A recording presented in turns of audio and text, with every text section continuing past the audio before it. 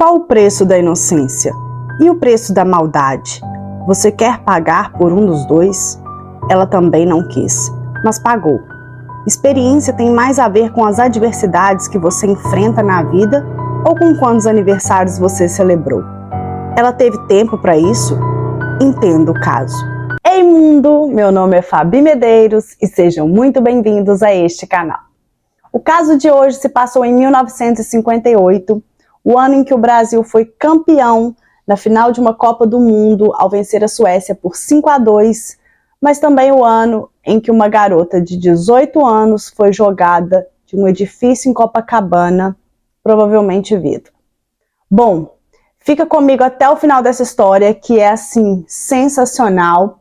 Acredito que muitos de vocês já escutaram falar sobre o caso Aida Curi, é bem famoso, mas ainda assim muita coisa que foi dita de forma, digamos, não muito fidedigna ao que realmente aconteceu naquele dia.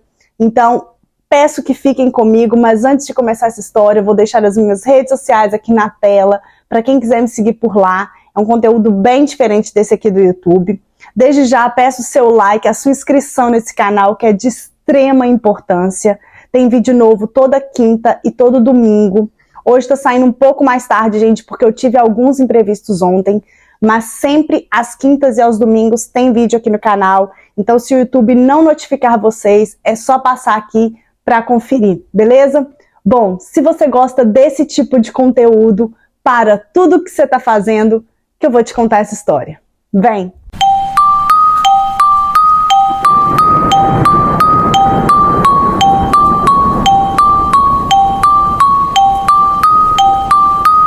Aida Curi era mineira, nasceu em Belo Horizonte no dia 15 de dezembro de 1939.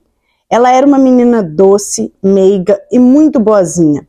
Era a terceira de 5 filhos de um casal de imigrantes da Síria e sua família era muito católica. Infelizmente, aos 4 aninhos de idade, o pai de Aida foi a óbito e a mãe acabou se mudando para o Rio de Janeiro com os 5 filhos, na verdade. Porém, os irmãos de Aida, eles acabaram indo para São Paulo em um seminário. Todos eram menores de 10 anos de idade, com exceção de um. E a Aida tinha 6 aninhos de idade quando a mãe dela deixou em um educandário. Porque a mãe da Aida, gente, ela precisava trabalhar muito. Ela não tinha como olhar de fato as crianças. E aqueles tempos eram difíceis, ainda mais para uma mãe solo. Se já é difícil hoje em dia, imagina então naquela época. Bom, ela acabou deixando a Aida no educandário Gonçalves de Araújo, no bairro de São Cristóvão, e uma vez por mês visitava a filha. Era como se fosse um colégio interno, né, para garotas, regido por freiras espanholas. Eu também estudei em colégio de freiras, não era interno, já tinha sido no passado, mas assim, realmente quem já estudou nesse tipo de colégio sabe que o sistema é bem rígido. Bom, a Aida foi para lá, né, ela se adaptou muito bem ao educandário, ela fez várias amizades, ela se tornou um exemplo para todas as garotas, né, que entravam para poder estudar ali. Geralmente eram crianças que, nesse mesmo caso da Aida, que as mães não tinham como cuidar, e muitas eram inclusive órfãs. As meninas moravam lá e quase não tinham permissão para sair. Então, assim, era uma educação muito voltada para treiná-las para serem boas moças, mães de família, boas esposas, tudo bem assim de forma recatada e voltado sempre para a religiosidade, sempre com essa veia, né, com esse espírito religioso. Como eu mencionei a vocês, a Aida não teve o menor problema de adaptação, muito pelo contrário, ela quase que se encontrou ali. Ela tinha boas notas, ela era extremamente religiosa, gostava de tocar piano, comungava todos os dias, era mesmo uma interna exemplo. E ela era apaixonada pela vida que ela tinha no educandário. Ela não achava ruim, ela não achava rígido, ela não pensava em encontrar alguém ou sair dali. Ela realmente gostava daquela vida. Em 1958, a Aida deixou o educandário após 12 anos como interna. Ela saiu de lá, né, e foi ter o real convívio com a sociedade. Só que assim, gente, ela era muito inocente, muito crua, não tinha maldade nenhuma do mundo, só via o lado bom das pessoas. E assim, lembrando que ela estava no Rio de Janeiro, que embora não era como é hoje, mas já era o Rio. Então assim, ela saiu de lá realmente muito purinha, muito inocente, porque é normal, né, gente? Você tá ali convivendo, era a vida dela, era aquilo, era orar, era agradecer, era viver em prol de boas ações e comungar. Então não tinha mesmo como ela ter experiência de vida. Eu acredito que isso é normal. Ela cresceu protegida pelos muros do educandário. Aida foi morar com a mãe e 2 irmãos no bairro da Gávea. Não demorou muito para que ela percebesse as dificuldades financeiras que a mãe passava. Então foi trabalhar na loja do irmão para ajudar em casa. Mas para conseguir mais chances de ter um trabalho melhor, né, de conseguir algo melhor que pagasse mais, Aida então se matriculou em um curso de inglês e outro de datilografia. E ambos ficavam em Copacabana, que naquela época era assim, exatamente aonde as conhecidas turmas de rua se reuniam. Sabe, gente, aquela época das lambretas, botinho sem meia, jaqueta de couro, cabelo na testa. Então, assim eram as turmas de rua. E Copacabana era o point aonde a maioria delas se reunia. Dentre essas turminhas que existiam ali, a mais conhecida era a da Miguel Lemos, que era uma turma considerada tranquila, um pessoal mais comportado, gostava mais de bossa nova. E tinha uma outra turma, também na mesma rua, que eram, digamos, mais rebeldes, mais Elvis, juventude transviada. Então, assim, eles eram conhecidos como os playboys. Naquela época, gente, essas turmas tinham o mesmo nome, né? E cada uma levava esse rótulo de ser assim ou ser assado. Eu não estou aqui de forma alguma, pelo amor de Deus, dizendo que quem gosta de rock é do mal e quem gosta de bossa nova é do bem, ou vice-versa. São apenas gêneros musicais. Eu só estou descrevendo, gente, sem sentido pejorativo nenhum, apenas para que vocês compreendam como que era o cenário da época, porque essas turmas elas eram realmente bem populares. Ronaldo Guilherme de Souza Castro, 19 anos. Cássio Murilo Ferreira da Silva, 16 anos. Manuel Antônio da Silva Costa, 18 anos. E Antônio João de Souza, 26 anos. Faziam parte da turma dos Playboys. O Cássio e o Ronaldo, eles eram de famílias tradicionais. Ambos não gostavam de estudar, tinham péssimas notas nas escolas, já tinham sido expulsos de vários colégios, já tinham cometido pequenos furtos. Resumindo, gente, sabe aquele cara que a mãe da gente fala para nunca nos envolvermos? O famoso traste nos dias de hoje? Pois é, eles tinham exatamente esse perfil. Então, assim, o Ronaldo ainda conseguia ser pior do que o Cássio. Era também uma época que tinha muito aquela questão de gangues de rua, né?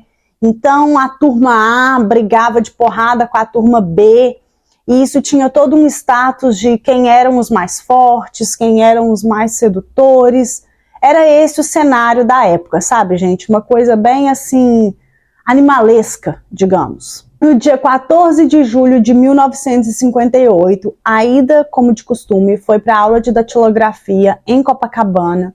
E ao sair da aula às 6h30 da tarde com uma amiga, as duas foram surpreendidas por uma tentativa de Ronaldo de chamar a atenção delas.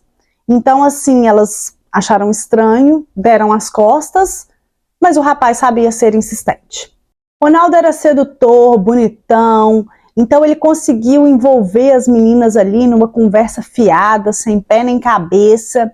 E quando elas menos esperaram, o Manuel, que era amigo dele, também da turminha dos Playboys, chegou na conversa, ali no papo, e elas nem perceberam nada. Então, assim, vocês estão sacando, gente, a teia que foi se formando? Os dois começaram, né, a jogar um lero ali nelas, aquele papo furado. A Aida já estava bem desconfortável, ela queria ir embora, mas ela era extremamente educada, ela não sabia sair daquela situação. Lembrando, gente, ela tinha 18 anos, mas era assim, uma menina mesmo, não tinha maldade. Então ela ficou sem jeito, ela não sabia muito o que fazer. E ok, é normal, mas os caras, eles ficaram realmente ali em cima, insistindo. E assim, não dá pra julgar mesmo, gente. Por mais esquisito que fosse toda a cena, era só uma conversa. Enquanto conversavam, o Ronaldo, muito espertamente, ele conseguiu, de um jeito despretensioso, pegar a bolsa e os óculos de Aida. Então ela realmente ficou sem ter como ir embora, uma vez que o dinheiro da condução estava dentro da bolsa. Deu o horário da amiga dela ir embora, a amiga dela realmente precisou ir, e a Aida ficou sozinha com o Ronaldo, até então tentando recuperar as coisas dela. Ronaldo foi, mastigando essa conversa, perguntou se ela queria ver a praia de Copacabana, do alto do prédio, e que ele tinha um amigo que morava ali perto, que ele poderia levá-la. Lembrando que o tempo todo ele estava segurando os objetos de Aida, então não tinha como ela ir embora. Segundo o advogado de Ronaldo, ele disse para a amiga da Aida que a levaria em casa de carro. Então a amiga meio que foi embora de uma forma tranquila. Eu tô colocando isso, gente, porque às vezes vocês vão ficar se perguntando: nossa, mas como que uma amiga foi embora, deixou a outra sozinha com um cara que nem conhecia no Rio de Janeiro? Mas foi isso. O Ronaldo, ele tinha realmente uma boa pinta, uma boa aparência, tinha carro, estava bem vestido. Então a amiga da Aida não viu o problema, achou realmente que era só um flerte, uma coisa de momento, e ainda falou para ele que a Aida precisava estar em casa antes das 8 da noite, e ele concordou. Ronaldo então tenta levar a Aida para o prédio do amigo. Acontece que ele acabou não conseguindo entrar no apartamento porque não tinha ninguém. Então ele pediu a Manuel que conseguisse a chave da cobertura do prédio aonde Cássio morava, localizado na Avenida Atlântica. A cobertura estava em obra, portanto vazia, e o padrasto de Cássio era o síndico do prédio. Então era mais tranquilo porque o porteiro facilitaria. Ronaldo garantiu que se Manuel conseguisse a chave, os três, Manuel, Cássio e o porteiro Antônio, poderiam participar do que ele chamou de festinha. Para convencer a Aida, Ronaldo disse que a vista lá de cima era maravilhosa, que ela iria poder ver toda a praia de Copacabana, uma vista assim deslumbrante. Porém, o irmão de Aida, um dos irmãos na verdade, o Monsenhor Maurício Cury, alegou que tudo isso são inverdades. Além dele, segundo testemunhas, afirmaram que viram quando a Aida foi, puxada para dentro do prédio, colocada dentro do elevador aos berros, todo mundo pôde ouvir, e então ela foi levada para o 12º andar do apartamento que estava em obras. Ronaldo começou a assediá-la, e aí, quando a Aida percebeu as reais intenções do rapaz, ela se desesperou, claro. Ele, vendo que ela não iria ceder, ele partiu com tudo para cima dela, assim, muito brutal mesmo. E aí, dando aquela situação, gritando, pedindo socorro, pedindo ajuda. Nesse momento, o Antônio, que era o porteiro, e o Cássio, eles entraram no apartamento, retiraram o Ronaldo de cima dela, eles fingiram querer ajudá-la. E aí, na hora que a Aida se acalmou um pouco, a adrenalina baixou, o Cássio então partiu para cima dela pela segunda vez, para uma tentativa de estupro, e ela resistindo, e aquela luta ali, ela acaba desmaiando. Um jornal da época noticiou que a cobertura ficava no 12º andar de um prédio que ficava na Avenida Atlântica, em Copacabana, e que a Aida foi espancada durante 30 minutos com grande violência, e além de tentarem abusar dela, chegaram a deslocar, para vocês terem noção, o lábio superior dela, ele por dentro, ele foi arrancado, assim, houve uma ruptura. Então ela apanhou muito mesmo, e aí, segundo esse jornalista, ela desmaiou por causa da exaustão física. Nesse momento, num mix de desespero e raiva, os três acharam que a Aida tinha morrido, então eles resolveram, sem nem checar pulso, nada. Eles simplesmente pegaram a garota e lançaram ela do 12º andar. Provavelmente ela ainda estava viva. Ao verem o corpo no chão, um grupo de jovens se assustou e aproximou. Um deles reconheceu que era a garota que estava com Ronaldo mais cedo, e nesse mesmo momento ele viu Ronaldo sair pela portaria da frente do prédio. Enquanto isso, a mãe de Aida estava em casa completamente desorientada. Não era comum a Aida chegar tão tarde, sabe, depois das 8 da noite. Era um fato inédito. A mãe dela já pressentia que algo ruim tinha acontecido e isso deixou ela assim descabelada. O irmão mais velho da Aida, quando chegou em casa e viu a mãe naquele estado, ele resolveu então sair para procurar por alguma informação da irmã. Lembrando, gente, era 1958, outros tempos. Bom, ele foi até a escola de datilografia, onde ela estudava, né, em Copacabana, porque era o último lugar que a família dela tinha notícias que ela tinha ido. Então ele foi até lá. Chegando lá, ele não descobriu nada. Então ele resolveu ir em alguns hospitais para poder checar se a irmã dele estava. Também nada, não teve nenhum sucesso. Então ele voltou para Copacabana e resolveu andar toda a rua Miguel Lemos.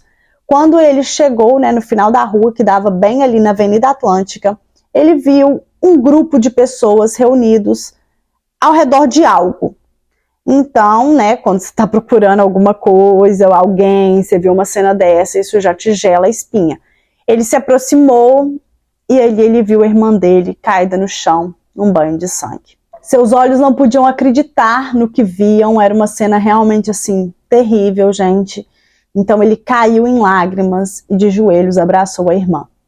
A polícia chegou a cogitar a hipótese de autoextermínio, mas tanto a família como os amigos sabiam que aquilo ali era uma ideia completamente impossível, que a Aida jamais faria isso. Ela era uma serva do Senhor, uma menina pura e inocente, então assim, sem chance. Foi então que um repórter, o nome dele é Hélio Rocha, conversando ali com os garotos, né, com as pessoas que estavam ali na Miguel Lemos, ele conseguiu descobrir tudo. Inclusive que foi Cássio quem conseguiu a chave, né, para Ronaldo entrar na cobertura com a Aida. E também todo o plano dos garotos até o crime de fato. Bom, a polícia foi notificada e prendeu os três. O Ronaldo, o Cássio, que era menor de idade, e o porteiro Antônio. Mas eles conseguiram responder ao processo em liberdade. O Ronaldo, ele disse que tinha um álibi. Ele falou que estava com uma amiga dele no momento em que o corpo de Aida caiu no chão ali na Avenida Atlântica. Inclusive, o porteiro Antônio, ele confirmou essa versão do Ronaldo e disse que somente o Cássio tinha subido com a Aida para a cobertura. Mas tudo isso foi desmentido, porque lembram daquele garoto que viu na hora que o Ronaldo deixou o prédio pela portaria da frente? Então, ele mesmo desmentiu tudo isso, disse que viu o Ronaldo, e também foi descoberto depois que o pai do Ronaldo pagou essa moça para poder forjar o álibi do filho. Mas ela sequer compareceu para poder testemunhar. O Antônio, ele somente confirmou que era o Cássio que estava lá em cima e não o Ronaldo, porque o Cássio, como eu mencionei a vocês, ele era menor de idade. Então eles já sabiam que não daria nada para ele mesmo. De acordo com o laudo médico da autópsia, a Aida morreu virgem, ou seja, o abuso não chegou a ser consumado. Os peritos também constataram que durante 30 minutos a jovem foi submetida a espancamentos cruéis, a todo tipo de violência, e não foi só por uma pessoa, foi por no mínimo 3, o que fez com que ela desmaiasse. O caixão de Aida Cury foi carregado pelas amigas dela do educandário. O sepultamento causou comoção nacional e o caso chegou até as manchetes dos jornais. Um jornalista chegou a fazer uma campanha imensa e muitas reportagens contra Ronaldo na época. O primeiro julgamento aconteceu quase 2 anos depois do crime. Sim, gente, porque vão ter mais julgamentos para isso tudo. Bom, o Ronaldo foi julgado, né, e condenado a 37 anos e 6 meses de reclusão, e o Antônio, o porteiro, a 30 anos. Já o Cássio, como esperado, não foi julgado, ele foi colocado, né, indicaram ele para um centro reformatório, algo parecido, mas assim, prisão mesmo, não houve. Só que aí, gente, a opinião pública achou a pena dos dois pesada demais. Então, os advogados de defesa recorreram, eles foram julgados novamente, agora pela segunda vez, e conseguiram ser absolvidos da pena de homicídio. Em outubro de 1963, Ronaldo recebeu a pena de 8 anos de reclusão pelos outros 2 crimes, que era atentado violento ao pudor e tentativa de estupro. Já Antônio tinha fugido desde sua absolvição e nunca mais foi encontrado para ser julgado novamente. E o Manuel, vocês lembram dele, gente? Ele foi o que ajudou, né, o Cássio, ele foi o que pediu para o Cássio a chave para o Ronaldo entrar na cobertura. Então ele que foi o intermediário, aí, o intermediador nessa questão. E foi ele também que, na hora que o Ronaldo estava lá no início conversando com a Aida, ainda na rua, ele foi o que tirou a amiga da Aida de cena, para que a Aida ficasse sozinha com o Ronaldo.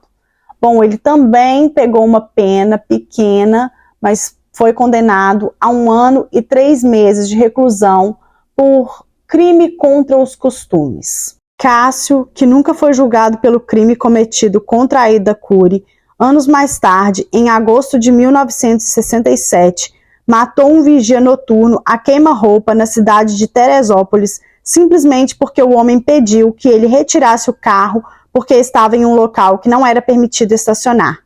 Cássio, que na ocasião já era maior de idade, pôde ser julgado e foi condenado a 30 anos de reclusão, mas seu advogado recorreu e conseguiu que ele respondesse ao processo em liberdade. Uma vez livre, Cássio fugiu do país e só retornou 20 anos depois, quando a sua pena já havia sido prescrita.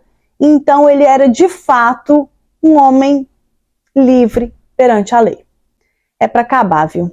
Futuramente, em 1978, Cássio teria sido em um incidente. Houve ainda um terceiro julgamento, onde Ronaldo foi julgado por tentativa de estupro e também por homicídio simples. Ele foi condenado a 6 anos de reclusão, mas o promotor do caso recorreu da sentença e conseguiu aumentar a sua pena para 8 anos e 9 meses de reclusão. Após cumprir a pena, Ronaldo foi solto. Ronaldo casou, teve 2 filhos e abriu um posto de gasolina no interior do Espírito Santo. Já Aida Cury não. Ela não pôde, ela não teve o direito de desfrutar da vida dela, porque simplesmente 4 babacas resolveram usá-la como objeto de divertimento. Hoje sabemos o nome desse crime, é feminicídio, e sinceramente, mesmo com essa nova nomenclatura, eu não sei se de lá para cá mudou muita coisa não. E vocês, o que acham? Me conta aqui nos comentários que eu quero saber. Bom, esse foi o caso de hoje, eu espero mesmo que vocês tenham gostado. Se você gostou, por favor, deixa seu like, se inscreva aqui nesse canal, que tem vídeo novo toda quinta e todo domingo. São casos reais, criminais, sobrenaturais, então não percam. Deixa aqui nos comentários também se você já conhecia essa história, se souber de mais alguma coisa que eu não mencionei nesse vídeo, também deixa nos comentários, que é muito importante, dessa forma enriquece bastante o conteúdo. E é isso. A gente se vê então num próximo vídeo. Fui!